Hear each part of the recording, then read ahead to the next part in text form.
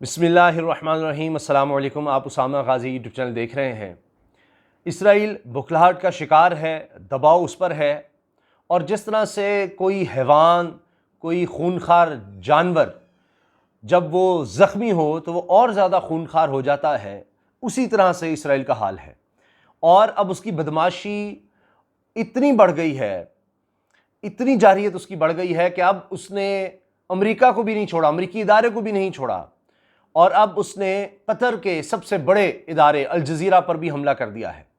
और गज़ा के इलाके में वो बिल्डिंग जहां पर अल जज़ीरा और एपी के ऑफिस थे, इसके अलावा दुनिया भर के मीडिया के ऑफिस थे, ये दूसरी बड़ी बिल्डिंग कही जा रही है गज़ा में, उसको तबाह कर दिया है इसराइल ने बमबारी करके। और अब इसका मतलब ये है कि अब ये एक तरह से कतर पर भी हमला है, क्योंकि कतर का ये इदारा है अल जज़ीरा, उस पर हमला किया हो गया। और ये इंटरनेशनल इदारा है, बड़ी इसकी साख है, बड़ा माना जाता है।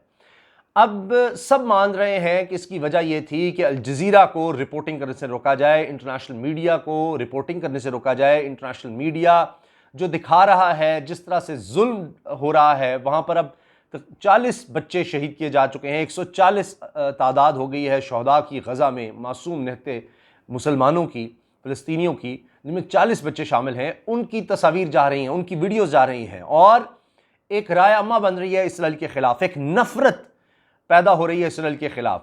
वो मुल्क जो इसराइल के हवाले से उतना यानी सख्त मौक़िफ़ नहीं रखते थे, या कुछ ऐसे जो नरम गोशा रखते थे, सबके ख़्याल बदल रहे हैं। जो पहली नफ़रत करते थे उनमें नफ़रत और ज़्यादा हो रही है। जो ज़रा कभी उसका ख्याल रखते थे या न्यूट्रल अपनी तरफ से रहते थे, वो भी देख रहे हैं कि जुल्म कौन कर रहा है, उनको भी नज़र आ रहा है। तो मीडिया चीज़ें दिखा रहा था। अल जज़ीरा, वैसे आप देखें तो मुसलमानों का तो कोई अंग्रेज़ी का इंटरनेशनल चैनल ही आपको अल जज़ीरा के अलावा नज़र ही नहीं आएगा इस लेवल का, तो इसलिए उसने उसको टारगेट किया। लेकिन साथ ज़ाहिर है उसको लगा कि अल जज़ीरा को तो हमने ख़त्म करना ही है। जो जो हमारे हवाले से सच दिखा रहा है, फ़लस्तीनियों मासूम का जिस तरह हम खून बहा रहे हैं, शहदा को दिखा रहा है, ज़ख्मियों को दिखा रहा है, वहाँ पर जो इंसानी अलमिया जन्म ले रहा है उसको दिखा रहा है, वहाँ पर जो बुनियादी ज़रूरियात हैं उनकी कमी हो रही है, वहाँ से लोग छोड़ छोड़ कर जा रहे हैं, इसको जो लोग दिखा रहे हैं तो उनको हमने तबाह करना है। लेकिन अब उसमें अमेरिका भी था, एसोसिएटेड प्रेस, एपी, अमेरिका का बड़ा इदारा है, बड़े इदारों में से है खबरें देने वाले, उसने उसको भी नहीं बख्शा। तो यही होता है, जिस बदमाश को आप पालेंगे, जिस कातिल को, अगर खूनखार को आप पालेंगे, किसी दरिंदे को आप पालेंगे, तो एक वक्त आएगा कि वो आप पर भी कभी ना कभी हमलावर हो सकता है। और ये वक्त आना है अमेरिका पर, और ये उसी का आगाज़ है एक तरह से। आज अमेरिका की दौड़ें लगी हुई हैं, अमेरिका को समझ नहीं आ रही। मैं खुद पढ़ रहा था कि बहुत सी जगहों पर लिखा जा रहा है कि जो बाइडन के आते ही उसको ये मसला खड़ा हो गया कि वो क्या करे, क्योंकि इसराइल का साथ तो अमेरिका ने कभी छोड़ना नहीं, क्योंकि इसराइल ने पंजे बड़े गाड़े हुए हैं अमेरिका में, और उसकी कंपनियां, पैसा, दौलत सब, और पूरी एक लॉबी है। अगर वो लॉबी साथ ना हो तो अमेरिका में कहा जाता है क्योंकि इलेक्शन ही नहीं जीत सकता सदर के, तो उस लॉबी को अगर खिलाफ कर लिया आपने तो फिर तो इनका इक़्तिदार भी खतरे में पड़ सकता है। और इसी तरह से उनकी इस्टेब्लिशमेंट बिल्कुल एक साथ है, तो ये हो ही नहीं सकता इसराइल का साथ छोड़े। लेकिन अब मसला ये है कि अमेरिका में भी एहतजाज हो रहा है, अमेरिका के लिए अपने मसाइल हैं और वो इसमें आने नहीं चाहता। लेकिन फिर भी उसने अपना खुसूसी एलची अमेरिका ने अब मशरिक़ वस्ता में भिजवा दिया है कि किसी तरह से ये मामला रोके जाएं। मैं अभी देख रहा था, जो इसराइली दिफाइया का स्पोक्स पर्सन है वो कह रहा था कि जी हम तो अपने दिफा के लिए कुछ भी करेंगे, लेकिन साथ वो कह रहा था कि जी हमने अमन की तरफ देखना है, हम ज़्यादा कशीदगी बढ़ाना नहीं चाहते। यानी खुद भी खौफज़दा हैं, क्योंकि अब भी खबरें आ रही हैं कि अब भी किसी ना किसी तरह हमास कामयाब हो रही है रॉकेट्स को फायर करने में। और अब ये अल जज़ीरा का जब ये टावर गिराया गया है, और जिस तरह से दीगर जो दफातर थे गिराए गए हैं, तबाह किए गए हैं, इसके बाद हमास ने फिर एक दफ़ा बदला लेने का ऐलान किया है और कहा है कि अब हम सेंट्रल इसराइल को निशाना बनाएंगे, यानी उसके बस तक भी पहुंचेंगे, जो जो उसका गढ़ है, जो जो दरमियान, यानी आप कह लें उसके दिल पर हमला करेंगे इसराइल के, ये उन्होंने कह दिया है। अभी हाल ही में खबर आई कि एक और इसराइली मारा गया है हमास के हमले में, रॉकेट हमले में। और इसके अलावा भी मैं देख रहा था कि खौफ इतना ज़्यादा है, मुख्तलिफ वीडियोज़, टाइम्स ऑफ इसराइल हो वो भी इस तरह की वीडियोस शेयर कर रहा है। दीगर ज़ाहिर उन्होंने तो अपना प्रोपेगेंडा करना है, इसराइल के जितने मीडिया आउटलेट्स होंगे वो अपनी चीज़ दिखाएंगे कि जी सायरन बज रहे हैं साहिलों पर, लोग वहाँ पर जहाँ इसराइल में याशी में मसरूफ़ थे तो वहाँ सायरन बजने, तो ऐसे मौत के खौफ से सब भागे।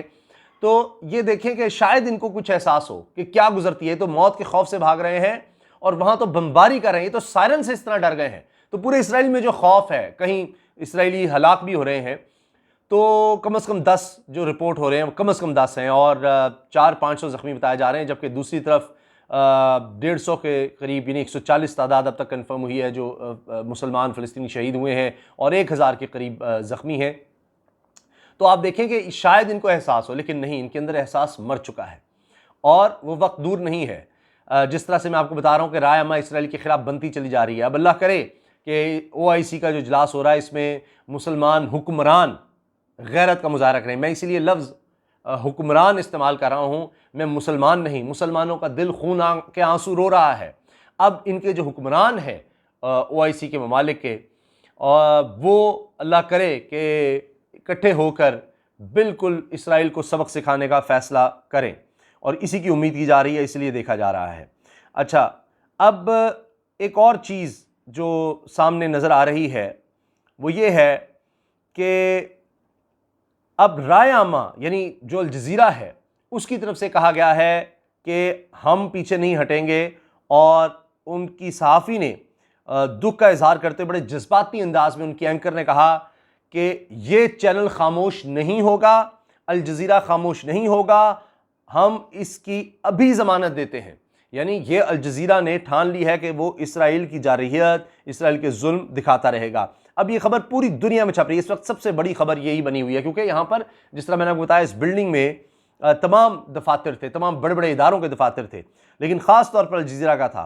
अब जिस इमारत को निशाना बनाया गया है जहाँ अल जज़ीरा और अमरीकी खबर एजेंसी एसोसिएटेड प्रेस है, ये खास तौर पर हाईलाइट हो रही है चीज़ कि अमरीकी न्यूज़ एजेंसी, क्योंकि अल जज़ीरा और अमरीका सबसे करीबी इत्तेहादी हैं, लेकिन इसराइल ने अमरीका को भी नहीं छोड़ा, अमरीकी एजेंसी को भी नहीं छोड़ा। और ज़ाहिर अब इसमें कतर को भी इन्वॉल्व होना पड़ेगा, कतर भी अपनी तशवीश का इजहार करेगा, वो भी अब एक्टिव होगा। OIC में कतर भी है, तो उम्मीद करते हैं कि अब इस पर कतर और ज़्यादा अग्रेसिव नज़र आएगा। हाल ही में इसराइल और कतर के ताल्लुकात फिर कुछ जो बेहतरी की तरफ आए हैं, तो सब मुसलमान ममालिक उम्मीद है कि एक यक ज़ुबान होंगे।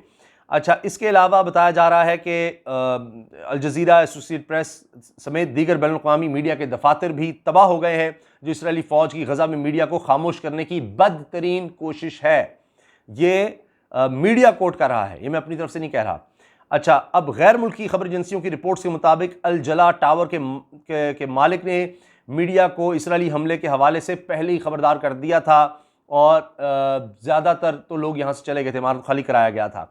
अब अल जज़ीरा में जारी की गई वीडियोज़ में देखा जा सकता है कि 12 मंजिला इमारत कार्रवाई के बाद लम्हों में तबाह हो रही है और आसमान की जानिब धुआं बुलंद हो रहा है। वीडियो बनाने वाली खातून आगाह कर रही है, उसने आगाह किया टावर गिर चुका है। आप जब कभी साफ़ियों को गज़ा की रिपोर्टिंग करते हुए देखते थे तो वो अक्सर इसी इमारत की छत पर खड़े होकर रिपोर्ट करते थे, लेकिन अब इसराइली फ़ौज ने कार्रवाई करके इस इमारत को तबाह कर दिया है। तो ये चीज़ भी रिपोर्ट हो रही है। अब इसका मतलब है कि इसराइल को इसी चीज़ का खौफ और डर था, गुस्सा था कि जी ये बिल्डिंग इस्तेमाल हो रही रिपोर्टिंग के लिए, क्योंकि इंटरनेशनल मीडिया के लोग इसी बिल्डिंग पर खड़े होकर रिपोर्टिंग कर रहे थे, हकीकत दिखा रहे थे गज़ा में से। तो वो नहीं चाहता कि दुनिया को पता लगे कि वो कितना जालिम है, कितना जुल्म करता है, कितना खून का प्यासा है मुसलमानों के। तो अब इसके बाद फ़ौज की तरफ से, इसराइली फ़ौज की तरफ से कोई फौरी तौर पर रद्दमल भी नहीं आया, उनके पास बताने के लिए कुछ है नहीं। तो इससे नज़र आ रहा है कि अब इसराइल को लग रहा है कि OIC का भी इजलास होने वाला है और आलमी दबाव भी हो सकता है आने वाले दिनों में बढ़े, तो वो इसीलिए अपना जुल्म बढ़ा रहा है कि जितनी जल्दी हो सकता है हमने जितने ज़्यादा हमले करने हैं हम कर लें।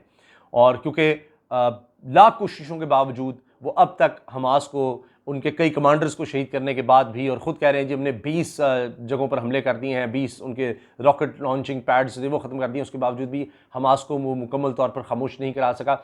इसलिए अब भी उसको ये है कि जितने ज़्यादा हमले मैं कर सकूं कर लूं, इससे पहले कि, क्योंकि अल्टीमेटली ये मैं आपको आज भी बता रहा हूं कि इसराइल भी कहेगा कि जंग बंदी की तरफ जाना है या जनाब किसी तरह से हम चाहें, क्योंकि ये हमले ये उसको बहुत ज़्यादा नुकसान पहुंचा रहे हैं। इस पर मैं फिर कभी बात करूंगा किस किस तरह से इसराइल को कितना ज़्यादा नुकसान हो रहा है और वो कितनी देर तक ये बर्दाश्त कर सकता है, इसकी भी एक लिमिट है। अल्लाह हाफ़िज़। पाकिस्तान जिंदाबाद।